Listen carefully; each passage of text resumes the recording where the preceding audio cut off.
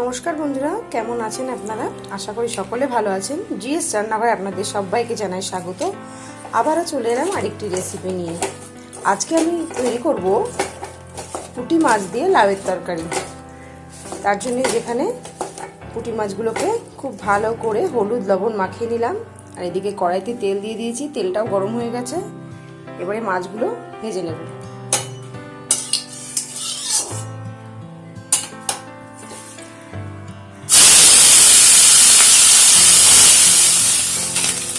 মাছগুলো খুব ভালো করে ভেজে নিয়েছি। এবার এইগুলোকে একটা পাত্রে তুলে নেবো, আর বাকি যে মাছগুলো আছে একইভাবে ভেজে নেব।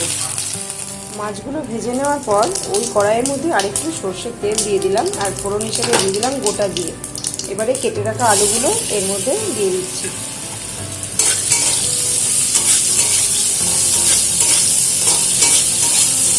আলুগুলোকে একটু ভেজে নেব। আলুগুলো ভেজে নিয়েছি।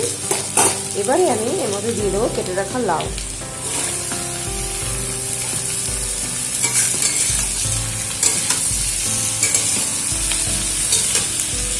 আর দিয়ে দিচ্ছি লবণ পরিমাণ মতো, দিয়ে দিচ্ছি হলুদ গুঁড়ো।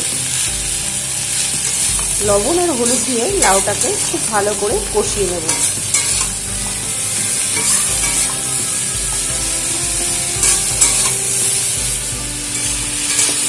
পাঁচ মিনিট মতন লাউটাকে কষিয়ে নিলাম।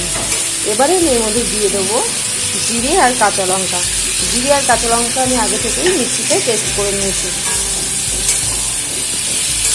ওকে দিয়ে জিরে কাঁচা লঙ্কা দেওয়ার পর 2 মিনিট মতন নাড়াচাড়া করে নিলাম। আর এবারে এর মধ্যে দিয়ে দেবো পরিমাণ মতো জল।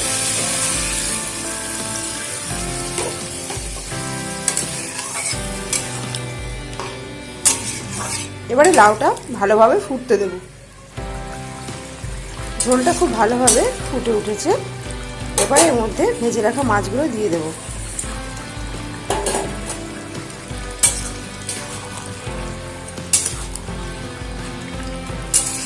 মাছগুলো দেওয়ার পর আরও কিছুক্ষণ আমি ঝোলটাকে ফুটিয়ে নেব। ফিরে এলাম কিছুক্ষণ পর। পুঁটি মাছ দিয়ে লাউয়ের তরকারি কিন্তু একদম রেডি হয়ে গেছে।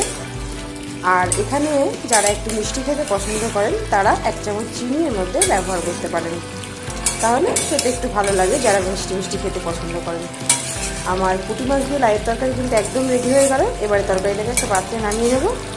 তো আমার আজকের রেসিপি কেমন লাগলো আপনারা অবশ্যই জানাবেন। ভিডিওটি ভালো লাগলে লাইক শেয়ার কমেন্ট করতে ভুলবেন না। আজকের মতো শেষ করছি এখানে। আবারও হাজির হয়ে যাবো নতুন কোনো রেসিপির সাথে। ততক্ষণে ভালো থাকবেন, সুস্থ থাকবেন। ধন্যবাদ।